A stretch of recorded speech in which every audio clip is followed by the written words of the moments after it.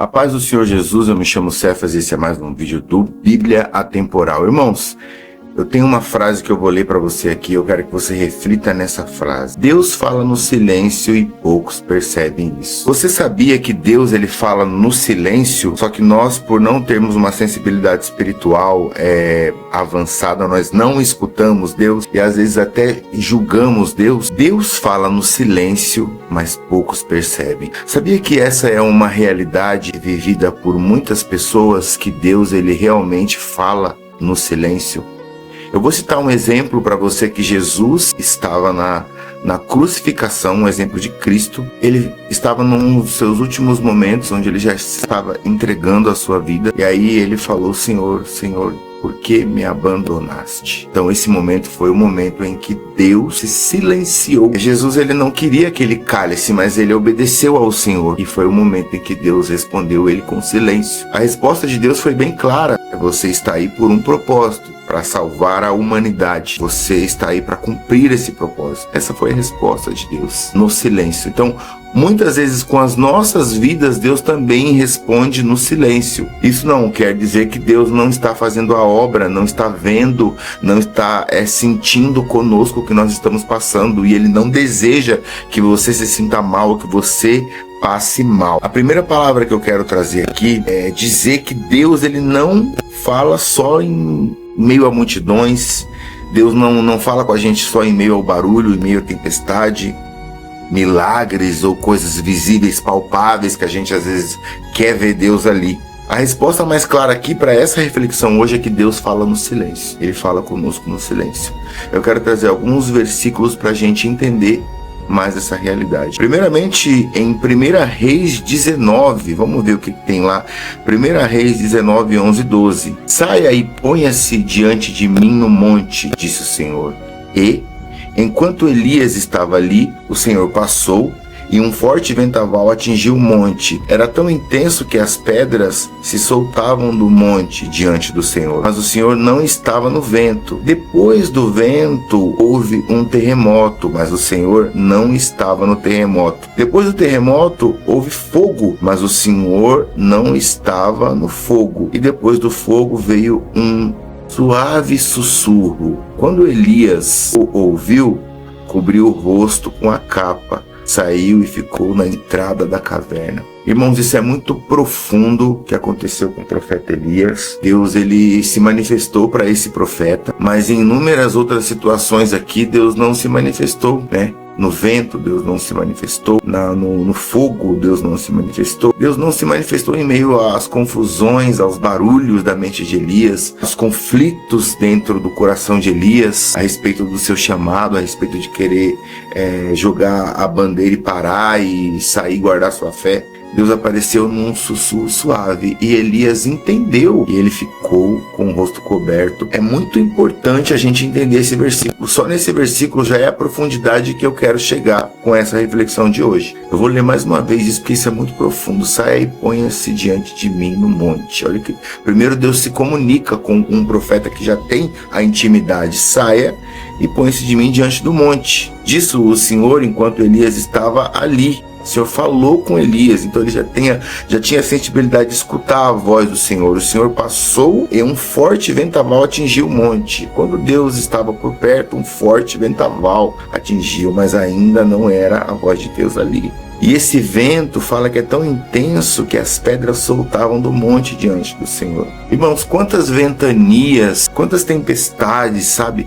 Quantas coisas que desestruturam as nossas vidas. Em uma sociedade totalmente materialista, cheias de heresias, cheias de satanistas falando besteira na internet, as pessoas que estão aplaudindo, dando moral para esses caras e não estudando a palavra, não lendo a Bíblia, não compreendendo o que a Bíblia quer dizer.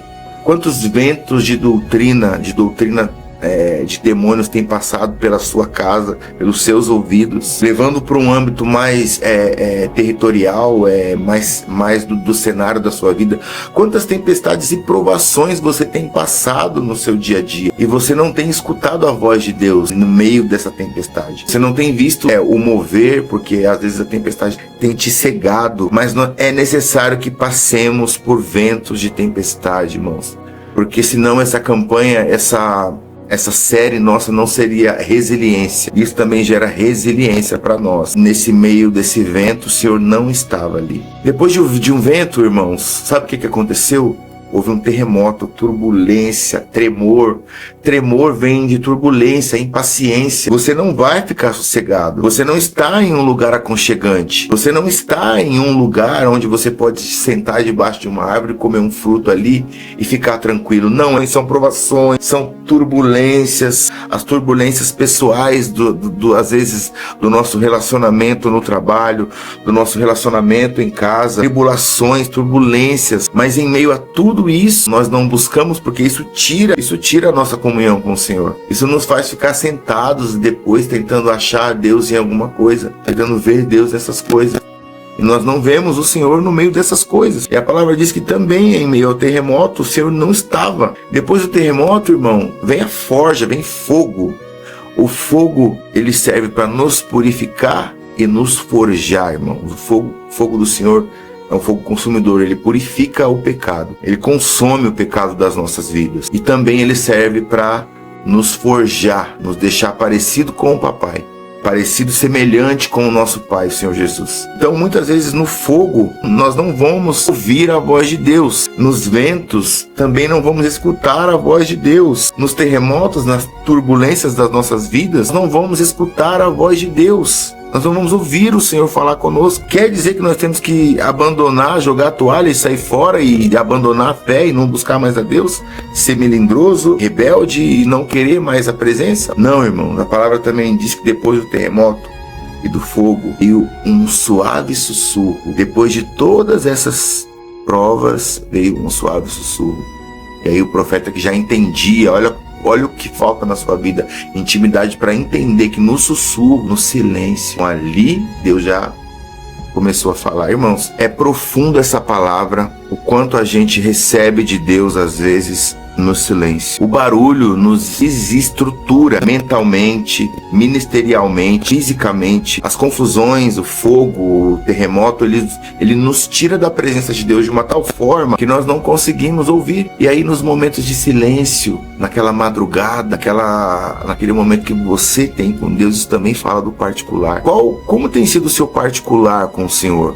O momento em que você busca o Senhor no particular, busca o Senhor assim, querendo que Deus se manifeste ali sem ninguém ver, só você e Deus. O momento de fecha a porta do seu quarto, vem falar comigo. O momento do particular com o Senhor é o momento onde ele vai mais se manifestar. É muito profundo isso que Elias sentiu, isso que Elias teve na vida dele. E nós precisamos ter essas experiências, irmãos, com Deus. Precisamos estar próximos do Senhor para que o Senhor faça algo grande nas nossas vidas. Mas o silêncio é necessário para nos dar resiliência. O silêncio é necessário, irmãos. Salmos 46:10. Salmos 46:10 nos diz o seguinte, meus irmãos: aquietam-se e saibam que eu sou Deus. Serei honrado entre todas as nações. Serei honrado no mundo inteiro. Aqui fala da soberania, para vocês calarem, não falarem, quietos. Eu sou Deus. Parem para me ouvir. Parem de falar. Parem de murmurar. Parem de pensar que vocês sabem tudo, que vocês conhecem a palavra, que vocês são pregadores ou ministradores da palavra. Quem sabe de todas as coisas é o Senhor. Sou eu, Deus. Então, aquietai-vos, né? Outras traduções dizem. Fiquem calados, calem a boca, porque eu sou o Senhor. Vocês entendem, irmão, o que Deus está dizendo aqui? Deus está falando para a gente ficar quieto, escutar o silêncio dele, tentar entender o silêncio, assim como a maturidade que o profeta Elias tinha de saber que era Deus, colocar o pano no seu rosto e ficar à porta da caverna em reverência ao Senhor. Lamentações 3:25-26 diz assim: o Senhor é bom para os que dependem dele, para os que o buscam. Portanto, é bom esperar em silêncio pela salvação do Senhor.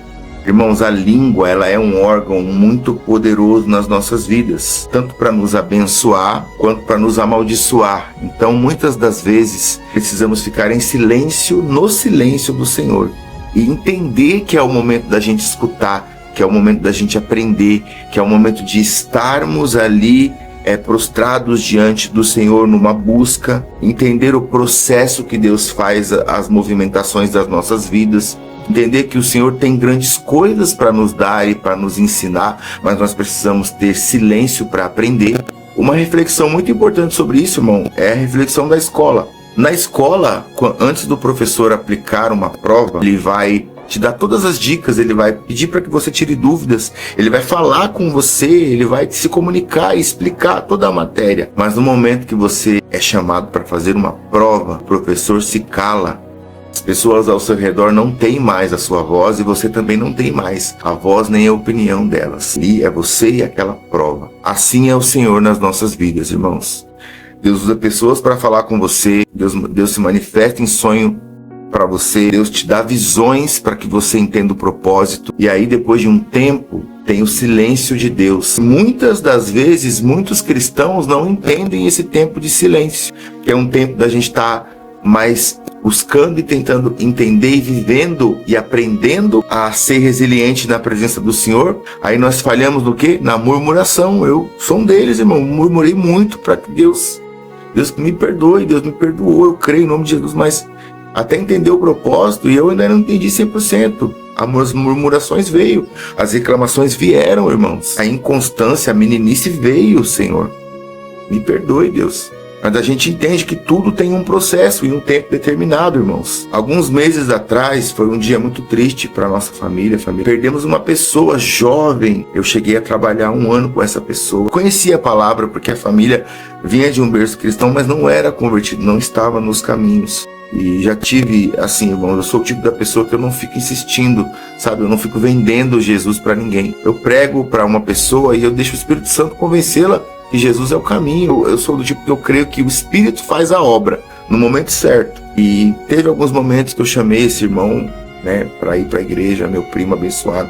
E aí teve muitas vezes que a opinião dele era diferente da minha, e enfim, amém, eu deixei em paz. E aí passou-se um tempo, eu acabei saindo desse trabalho, não trabalhava mais lá. E esse meu irmão, ele infelizmente perdeu a vida dele, né? Teve um acidente gravíssimo e aconteceu uma fatalidade. Só que diante disso, irmãos, eu como cristão, como servo do Senhor, eu busquei ao Senhor. Eu falei, meu Deus do céu, mas um menino tão novo, um cara novo, sabe? Cheio de vida, que conhecia muita gente, porque o enterro dele tinha muita gente. Poderia ter pregado para muitas pessoas, Senhor.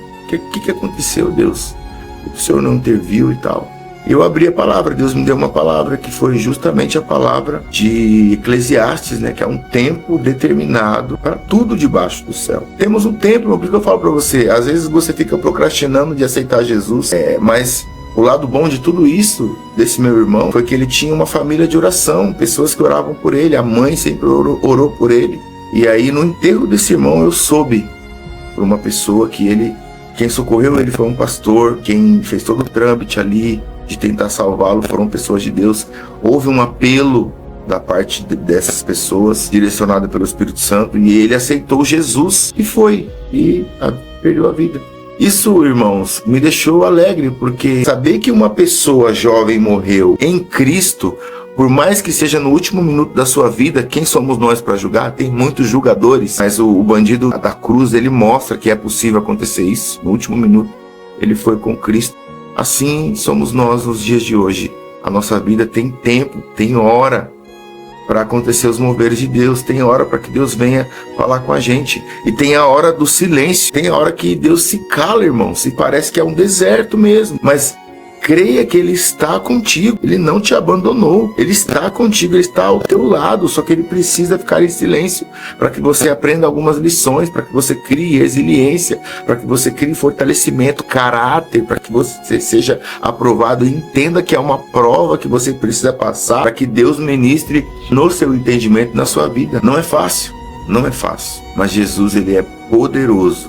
Ele sabe a hora de fazer todas as coisas. Amém, meu irmão? Eu me estendi um pouco, peço perdão, mas eu quero que você reflita nessa palavra. Amém? Deixa Deus tocar na sua vida e entenda os pontos de silêncio das fases da sua vida em Cristo. Amém? Deus abençoe você e até o próximo vídeo. Glória a Deus.